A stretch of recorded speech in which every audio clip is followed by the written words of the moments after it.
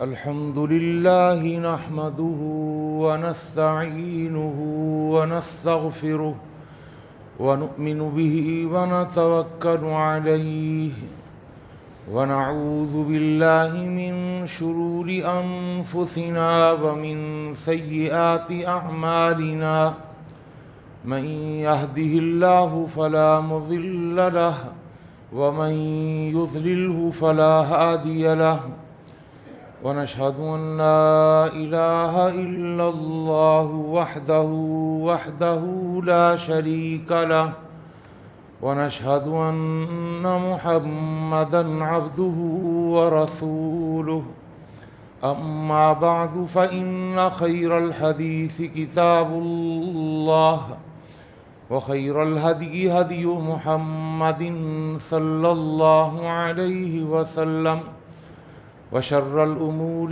محدثاتها وكل محدثة بدعة وكل بدعة ضلالة وكل ضلالة في النار اللهم صل على محمد وعلى آل محمد كما صليت على إبراهيم وعلى آل إبراهيم إنك حميد مجيد اللهم بارك على محمد وعلى آل محمد كما باركت على إبراهيم وعلى آل إبراهيم إنك حميد مجيد فقد قال الله تبارك وتعالى في القرآن المجيد والفرقان الحميد أعوذ بالله السميع العليم وبوجهه الكريم وسلطانه القديم من الشيطان الرجيم بسم الله الرحمن الرحيم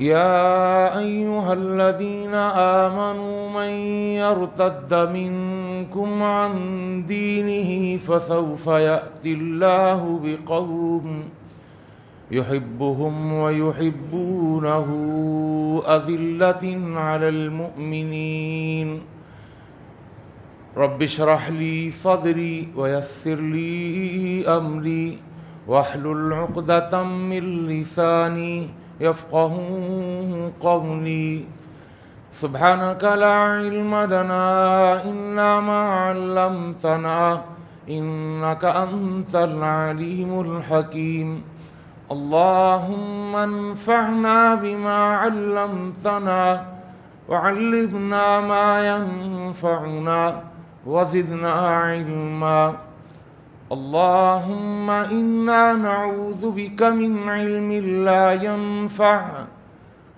ومن قلب لا يخشع ومن نفس لا تشبع ومن دعوة لا تسمع ہر قسم کی تعریفات و تحمیدات، تسبیحات و تقدیسات، تہلیلات و تمجیدات اور تہنیات و تکبیرات اس اللہ جل جلالہ عما نوالہ کے لیے جس کی جتنی بھی تعریفیں بیان کی جائیں، جس کی جتنی بھی حمد و ثنا بیان کی جائے اور جس کی جتنی بھی تحسین و ستائش بیان کی جائے اور جس کے لیے جتنے بھی شکریہ کے کلمات ادا کیے جائیں کم ہیں۔ حق یہ ہے کہ حق ادا نہیں ہو سکتا۔ حمد و ثنا کے بعد درود و سلام نازل ہوں دونوں جہانوں کے سردار پیغمبر آخر الزماں حضرت محمد مصطفیٰ صلی اللہ تعالی علیہ وآلہ وسلم کی ذات اقدس پر، جسد اقدس پر، روح اقدس پر، بے شمار بے حد و حساب ان گنت لا تعداد کہ جنہیں اللہ تعالیٰ نے ساری کائنات کے لیے رہبر، رہنما اور تمام جہان والوں کے لیے رحمت بنا کے بھیجا ہے۔ مختصر سی حمد و صلات کے بعد قرآن مجید کا چھٹا پارہ اور سورہ مائدہ کی ایک آیت کریمہ کا کچھ حصہ آپ کے سامنے تلاوت کیا ہے۔ اللہ تعالیٰ سے دعا ہے اللہ مجھے اور آپ کو، ہم سب کو قرآن مجید کا صحیح فہم اور قرآن مجید کی صحیح سمجھ عطا فرما دے۔ اور جمعے کی وساطت سے میں اور آپ جو بھی قرآن و حدیث کی باتیں اور نصیحتیں سنتے اور سناتے ہیں، اللہ ہمیں ان پر اخلاص کے ساتھ عمل پیرا ہونے کی بھی توفیق عطا فرما دے۔ گزشتہ جمعے میں نے آپ کو بتایا تھا کہ اللہ کی محبت حاصل کرنے کے، مقام محبوبیت کو حاصل کرنے کے کئی طریقے ہیں اور کئی راستے ہیں کہ جن راستوں پر چل کر ایک انسان کو اللہ کی محبت حاصل ہو سکتی ہے، اور اللہ کی محبت ہی اصل ہے، اللہ کی محبت ہی اصل ہے۔ بندہ اگر اللہ سے محبت کرے اور اللہ اس بندے سے محبت نہ کریں تو اس محبت کا کوئی فائدہ ہی نہیں۔ تو پتہ چلا اصل بندے کی محبت نہیں ہے اللہ سے، بلکہ اصل اللہ کی محبت ہے اپنے بندے سے۔ اگر کوئی مقام محبوبیت کو حاصل کر لیتا ہے تو وہ کامیاب ہے۔ دیکھیے نا، کسی محبوب کے چاہنے والے بہت ہوتے ہیں، بہت ہوتے ہیں چاہنے والے، لیکن ضروری نہیں ہے کہ جس کو وہ چاہ رہے ہیں وہ بھی ان کو چاہتا ہو۔ وہ اگر چاہے، محبوب اگر کسی محب کو اپنا محبوب بنا لے تو اس میں ہے مزیداری کہ محبوب وہ محبوب ہوتے ہوئے وہ محب بن جائے، اور وہ اپنے محب کو، محبت کرنے والے کو وہ اپنا محبوب بنا لے، تو ایک ہی وقت میں دونوں محب ہوں گے اور دونوں محبوب ہوں گے۔ تو یہ برابر کی محبت ہوگی۔ اس محبت کا بڑا مزہ ہے۔ میں نے آپ کو بتایا تھا کہ اللہ کے رسول حضرت محمد مصطفیٰ صلی اللہ علیہ وسلم کی احادیث سے یہ بات معلوم چلتی ہے کہ ہم اللہ کی محبت حاصل کر سکتے ہیں، اور اس کا ایک طریقہ یہ بھی ہے کہ ہم آپس میں ایک دوسرے کی محبت کو ختم نہ ہونے دیں، آپس کی محبتوں کو ختم نہ ہونے دیں۔ آپس کی محبتوں کا معنی کیا ہے کہ ہم اپنے گھر میں، اپنے رشتہ داروں میں، اپنے بھائیوں میں، اپنی بہنوں میں، اپنے قرابت داروں میں، اپنے رشتہ داروں میں، ایک پڑوسی ہونے کی حیثیت سے، ایک مسجد کے نمازی ہونے کی حیثیت سے، کسی کمپنی میں ورکرز ہونے کی حیثیت سے، ایک ساتھ کام کرنے کی حیثیت سے، ہمیں آپس میں ایک دوسرے سے نفرت نہیں کرنی بلکہ محبت کرنی ہے، اور محبت کو کسی بھی صورت ختم نہیں ہونے دینا۔ اور یہ محبت کس کے لیے؟ صرف اور صرف اللہ کے لیے، کہ اللہ نے کہا ہے، اللہ کا حکم ہے۔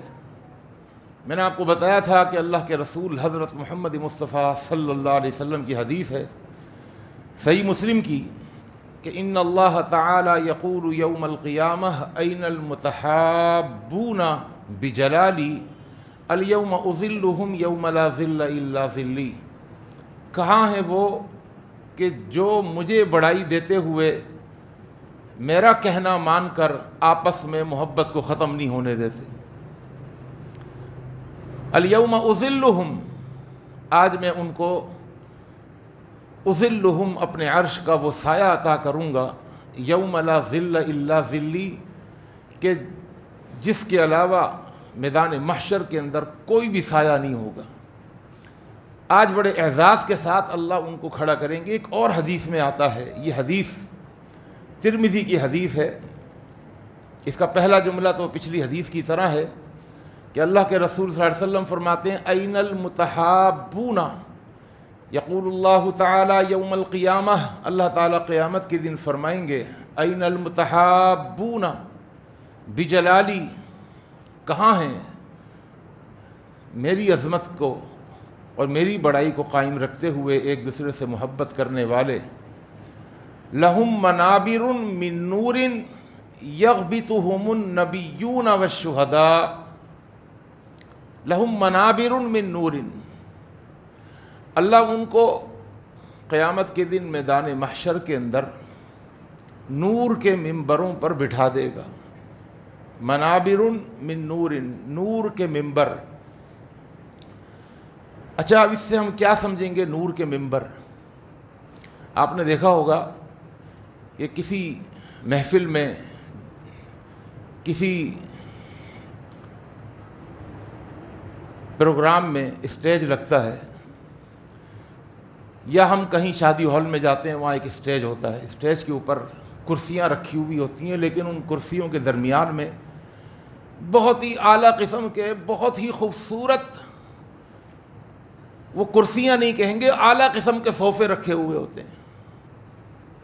ان کی بیک بڑی اونچی ہوتی ہے، وہ اپنی نفاست میں، اپنی خوبصورتی میں وہ سب سے ممتاز ہوتے ہیں. ان کی حیثیت کرسیوں میں سب سے بڑھ کر ہوتی ہے. جیسے کوئی خاص آدمی اس کے اوپر بیٹھے گا، خاص لوگ اس پر بیٹھیں گے، اس پر ہر کوئی بیٹھتا بھی نہیں ہے. اس کے اوپر دولہا نہیں آ کے بیٹھنا ہوتا ہے، کسی بڑے نہیں آ کے بیٹھنا ہوتا ہے. اللہ کے رسول صلی اللہ علیہ وسلم فرماتے ہیں کہ اللہ نے کچھ لوگوں کے لیے نور کے ممبر بنائے ہوئے ہوں گے، اور ان نور کے ممبروں پر جب اللہ تعالیٰ بٹھائے گا، کن لوگوں کو بٹھائے گا؟ فرمایا ان لوگوں کو بٹھائے گا جو دنیا کے اندر ان کا کام یہ تھا کہ محبت ختم نہیں ہونے دیں گے. کسی نے کچھ کہہ دیا تو کوئی بات نہیں کہہ دیا، لیکن ہم اب تمہارے اس کہنے کی وجہ سے دل میں کوئی بات بٹھا کر اب ہم نفرت کا بیج نہیں بوئیں گے، اب ہم اپنے تعلقات کو خراب نہیں کریں گے، بلکہ اپنے دل کو صاف رکھیں گے،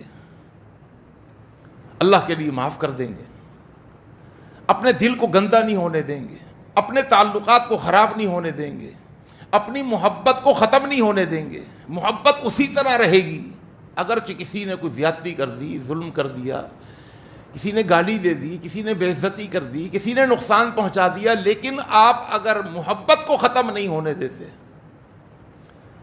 تو اللہ تعالیٰ ایسے لوگوں کو ان نور کے ممبروں پر اور خوبصورت اعلیٰ قسم کے صوفوں پر اللہ بٹھا دے گا. اور جب وہ بیٹھے ہوئے ہوں گے تو حدیث کے الفاظ ہیں یغبطہم النبیون والشہداء، ان کو ان کرسیوں پر بیٹھا ہوا دیکھ کر انبیاء اور شہداء وہ رش کریں گے. انبیاء اور شہداء ان کرسیوں پر جب ان کو بیٹھا ہوا دیکھیں گے تو رش کریں گے. اللہ اکبر. جن کے نور کے ممبروں پر بیٹھنے پر انبیاء اور شہداء رش کریں کہ اللہ نے کیا ان کو مقام دیا ہے، کتنا اللہ نے ان کو اونچا مرتبہ دیا ہے، اللہ نے ان کو کتنی عزت دی ہے کہ ابھی ہم انبیاء ہونے کے باوجود، رسول اور پیغمبر ہونے کے باوجود، ہم اللہ کے راستے میں جام شہادت نوش کرنے کے باوجود ابھی ہم کھڑے ہوئے ہیں. اللہ نے ان کو ایسے نور کے ممبروں پر اور قیمتی قسم کے صوفوں پر بٹھا دیا ہے، اور اللہ نے وہ پروٹوکول دیا ہے، وہ عزت دی ہے کہ انبیاء اور شہداء بھی رش کریں گے.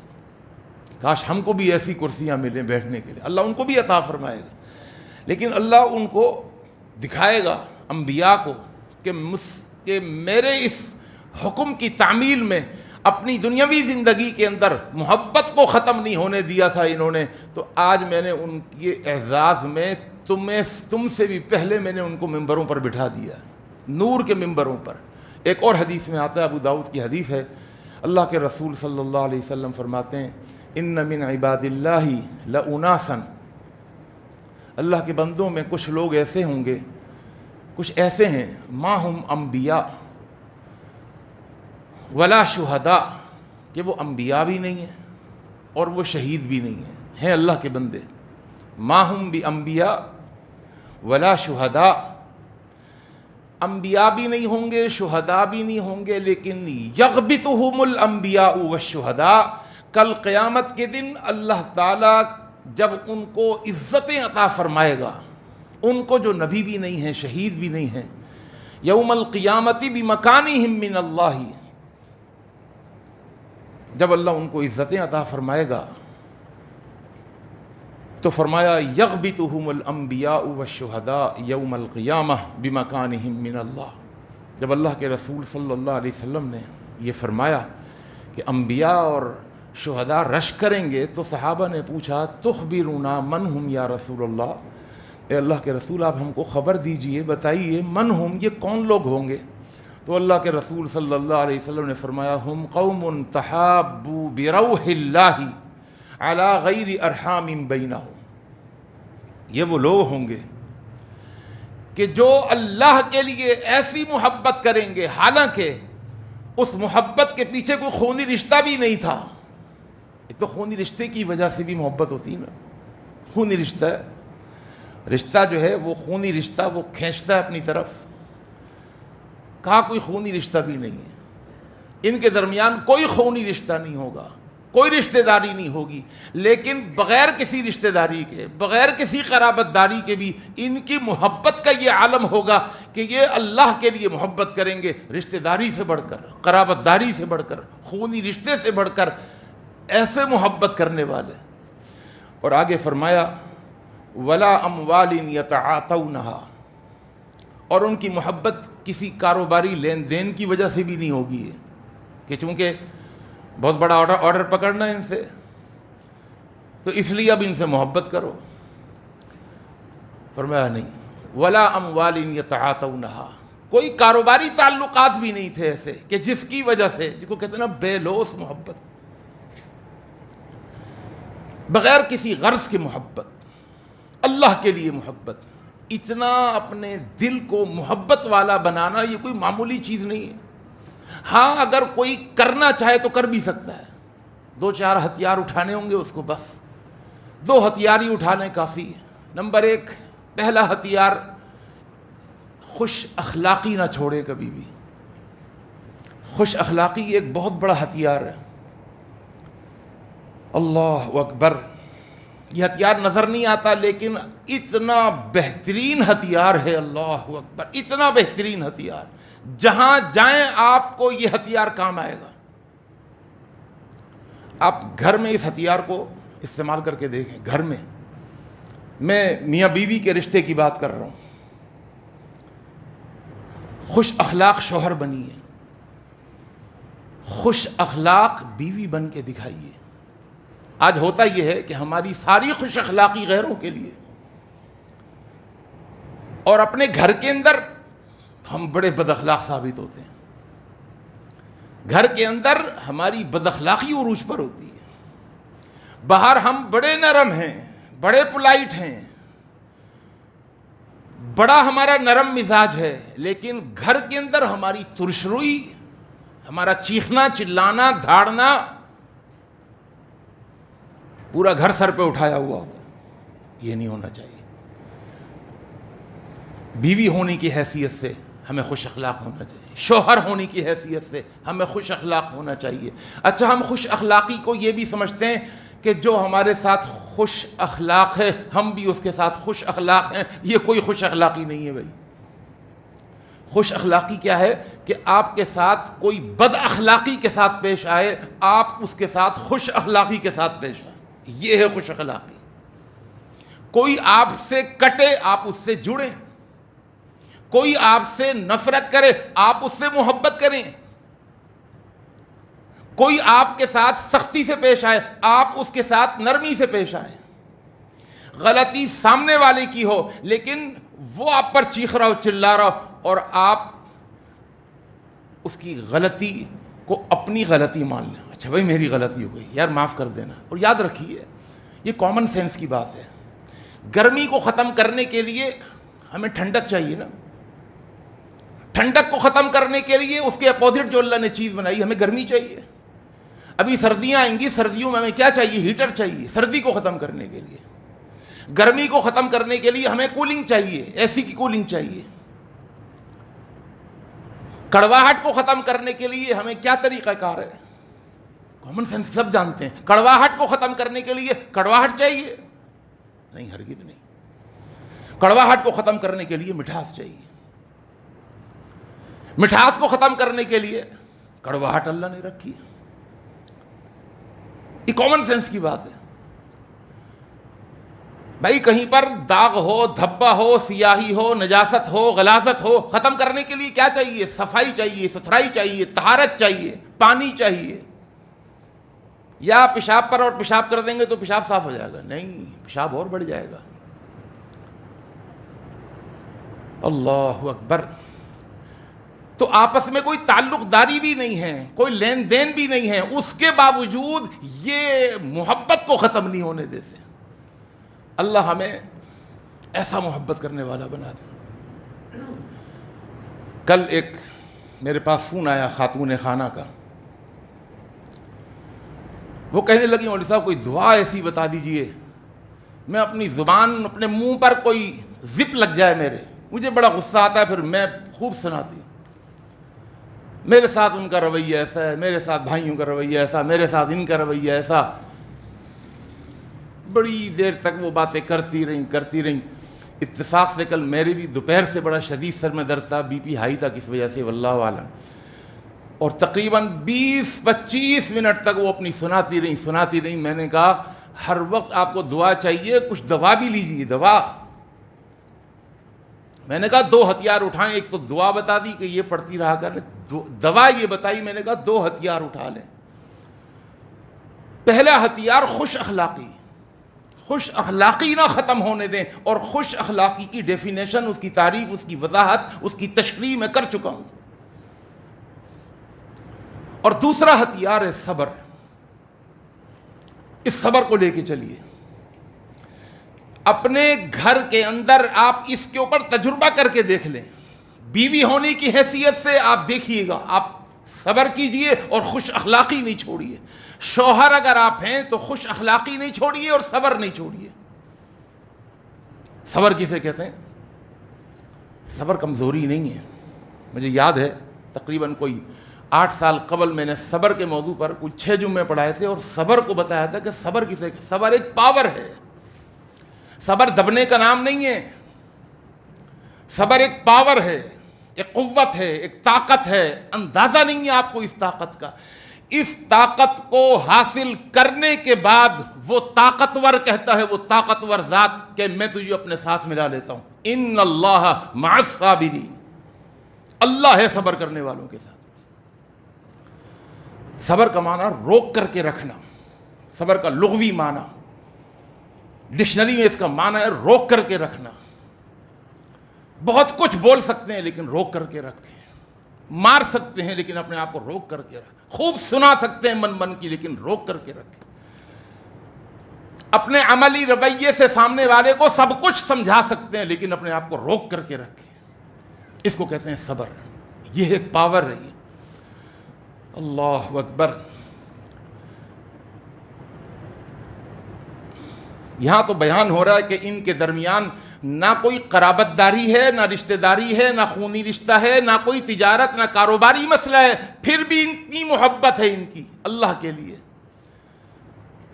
اور جن کے درمیان خونی رشتہ ہو پھر ان کے درمیان محبت نہ ہو. آج گھر گھر کا المیہ، شوہر کا بیوی سے جھگڑا اور بیوی کا شوہر سے جھگڑا خوب بڑھا ہوا ہے. شوہر کو یہ نہیں پتا کہ اللہ کے رسول صلی اللہ علیہ وسلم تو اسوہ حسنہ ہے نا. کیا اسوہ حسنہ صرف نماز کے لیے؟ آپ کیا ہمارے لیے نمونہ، بہترین نمونہ صرف روزہ رکھنے میں ہے؟ آپ کیا ہمارے لیے بہترین نمونہ کیا صرف تہجد پڑھنے میں ہے؟ آپ ہمارے لیے بہترین نمونہ ہے. اللہ کے پیغمبر ایک شوہر کی حیثیت سے آپ کا کیا تعامل تھا گھر کے اندر؟ آپ کا کیا حسن سلوک تھا اپنی بیویوں کے ساتھ؟ آپ کی معاشرتی زندگی گھر کے اندر کیسی تھی؟ اللہ اکبر. اما عائشہ رضی اللہ تعالیٰ عنہا سے ایک دن پوچھ لیا ایک صحابی نے اما عائشہ رضی اللہ تعالیٰ عنہا سے کہ ما کان النبی صلی اللہ علیہ وسلم یصنع فی بیتہ. اللہ کے رسول صلی اللہ علیہ وسلم گھر میں کیا کرتے تھے؟ لیکن باہر کی زندگی تو صحابہ نے واچ کی ہوئی تھی، مسلسل ریکارڈڈ تھی آپ کی زندگی. آپ کی زبان نبوت سے جو الفاظ نکلتے تھے صحابہ ان کو یاد کر لیا کرتے تھے، لکھ لیا کرتے تھے. وہ احادیث کی صورت میں ہمارے پاس موجود ہیں.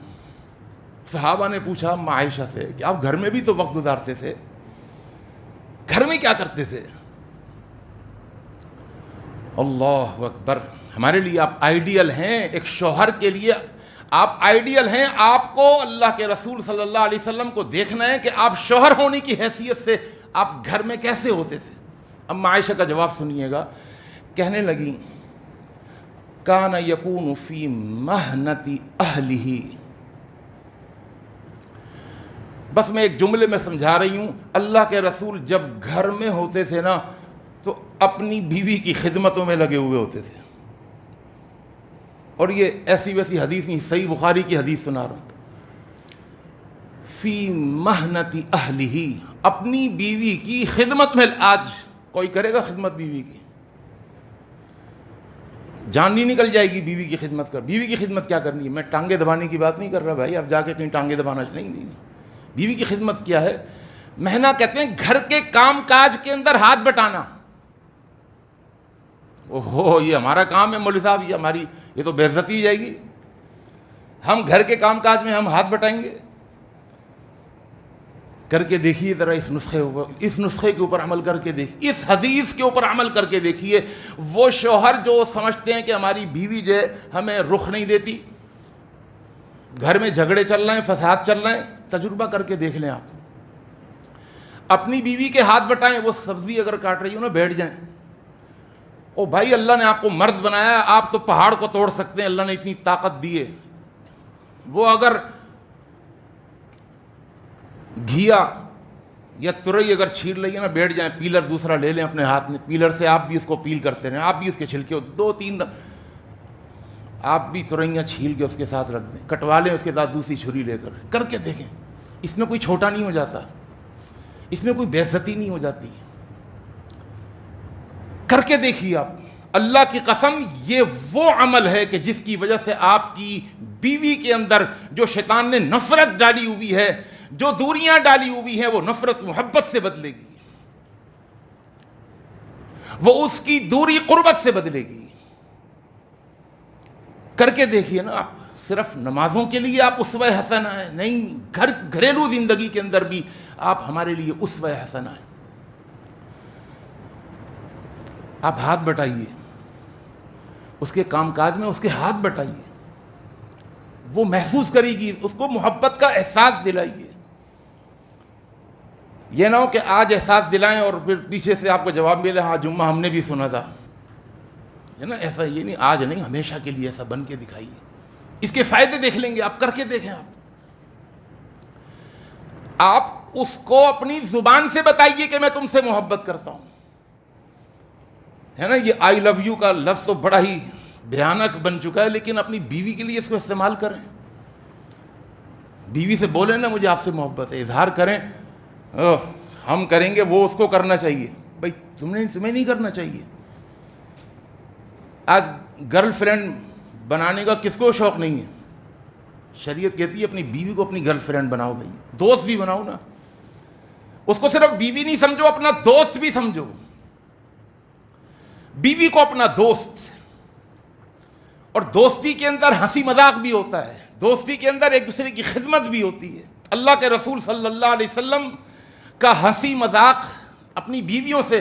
اما عائشہ رضی اللہ تعالیٰ عنہ فرماتی ہیں اللہ کی قسم اللہ کے رسول گھر میں گھستے تھے، آپ کے چہرے پر ایک تبسم ہوتا تھا، ایک مسکراہٹ ہوتی تھی. آج ہم گھر میں گھستے ہیں، ہمارا چہرہ عبوساً قمطریرہ بنا ہوا ہوتا ہے، ہماری پیشانی سلوٹوں سے بھری ہوئی ہوتی ہے، ٹینشن کے مارے ہوئے. بے شک ٹینشن ہے، لیکن بھائی یہ اس طرح اپنا رویہ رکھ کے کوئی ٹینشنیں کم نہیں ہو رہی ہیں اور بڑھ رہی ہیں. آپ گھر میں خوش اخلاق بنیے، آپ خوش مزاج بنیے، خوش خوراک بنیے، خوش پوشاک بنیے. یہ کر کے دیکھیے آپ. اور حالت کیا تھی؟ اللہ کے رسول صلی اللہ علیہ وسلم کے بارے میں اما عائشہ فرماتی ہیں، اور یہ حدیث ابو داؤد میں ہے، کہتی ہیں کہ میں اللہ کے رسول صلی اللہ علیہ وسلم کے ساتھ تھی ایک سفر کے اندر، اور آپ کا معمول یہ تھا کہ جب بھی آپ سفر میں نکلتے بیوی کو ساتھ لے لیتے. جب بھی سفر میں نکلتے، اب بیویاں تو آپ کی تھیں زیادہ، تو آپ کہتے ہیں بھائی قرآن دازی ہوگی، اور آپ قرآن دازی میں جس کا نام نکالا تھا اس کو اپنے ساتھ سفر میں رکھتے تھے. اما عائشہ رضی اللہ تعالیٰ عنہ فرماتی ہیں ایک دفعہ قرآن اندازی میں میرا نام نکل آیا، میں اللہ کے رسول صلی اللہ علیہ وسلم کے ساتھ سفر میں تھی، کہتی ہیں فسا بقتہ، ایک جگہ ایسی آئی کہ جہاں پر سناٹا تھا، کچھ تھا، صحابہ بھی ساتھ تھے لیکن جگہ ایسی تھی کہ بہت وسیع جگہ تھی، تو میں نے اللہ کے رسول صلی اللہ علیہ وسلم سے کہا، یا اللہ کے رسول نے مجھ سے کہا کہ بھئی ریس لگائیں گے مجھ سے آپ کیا؟ تو اللہ کے رسول صلی اللہ علیہ وسلم نے فرمایا ٹھیک ہے بھئی چلو۔ حضرت عائشہ فرماتی ہیں میں نے بھی بھاگنا شروع کیا، 1 2 3 میں بھی بھاگ رہی ہوں اور اللہ کے رسول صلی اللہ علیہ وسلم بھی بھاگ رہے ہیں، دونوں کون جیتتا ہے، کون ادھر جا کے اس جگہ کو ہاتھ پہلے لگاتا ہے یا کون وہاں جا کے واپس آتا ہے؟ اب دوڑ لگا دی۔ حضرت عائشہ فرماتی ہیں میں بھی دوڑ رہی ہوں اور اللہ کے رسول بھی میرے ساتھ دوڑ رہے ہیں۔ فَسَبَقَتْهُ عَلَى رِجْلَيَّ، میں اللہ کے رسول صلی اللہ علیہ وسلم سے آگے نکل گئی، عَلَى رِجْلَيَّ، میں اپنے پاؤں پر دوڑتی ہوئی اللہ کے رسول کو میں نے پیچھے چھوڑ دیا اور آپ کو ہرا دیا۔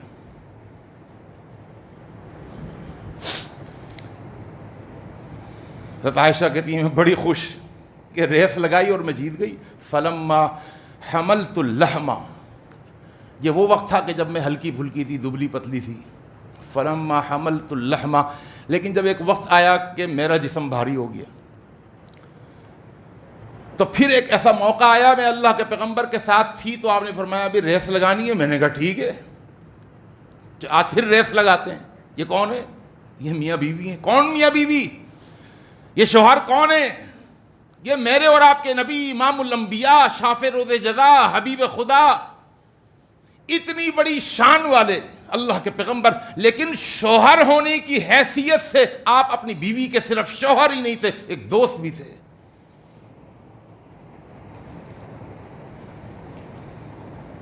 کہتی ہیں اب جو اللہ کے رسول صلی اللہ علیہ وسلم نے میرے ساتھ دوڑ لگائی، سابقتہ فسبقنی، تو اللہ کے رسول صلی اللہ علیہ وسلم مجھ سے آگے بڑھ گئے اور آپ نے مجھے ہرا دیا، اور جیتنے کے بعد آپ نے فرمایا ہاذہ بتلک السبقہ، اے عائشہ مجھ پر قرض چڑھا ہوا تھا پچھلی دوڑ کا، آج وہ قرض میں نے اتار دیا، آج تم پیچھے رہ گئی، میں آگے نکل گیا۔ یہ حالت تھی اللہ کے رسول صلی اللہ علیہ وسلم کی۔ حدیث کے الفاظ ہیں کہ اللہ کے رسول صلی اللہ علیہ وسلم یخیط ثوبہ، اپنا کپڑے کو گھر میں خود سی لیا کرتے تھے، پائچہ پھٹ گیا، کوئی کپڑا ادھڑ گیا، سوئی دھاگا لیا اور خود سی لیا۔ حضرت عائشہ رضی اللہ تعالی عنہا فرماتی ہیں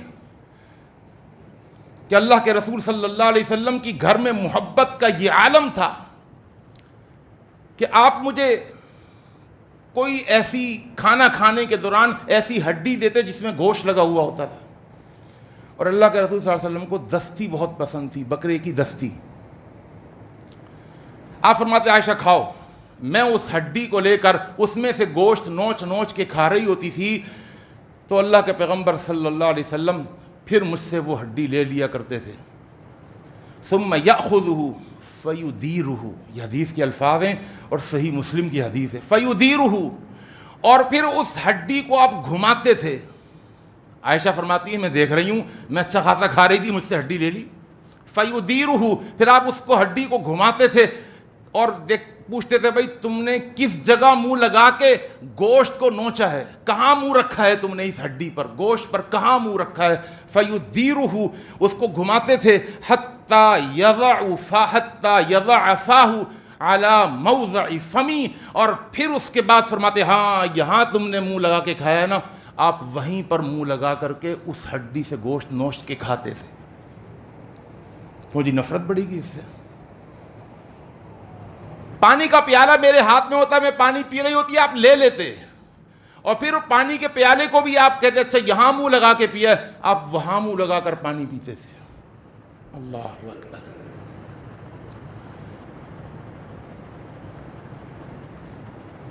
ایک موقع پر حضرت صفیہ رضی اللہ تعالی عنہا جب مدینے کی طرف خیبر سے واپسی پر حضرت صفیہ رضی اللہ تعالی عنہا اپنی اونٹنی پر سوار ہونے لگیں،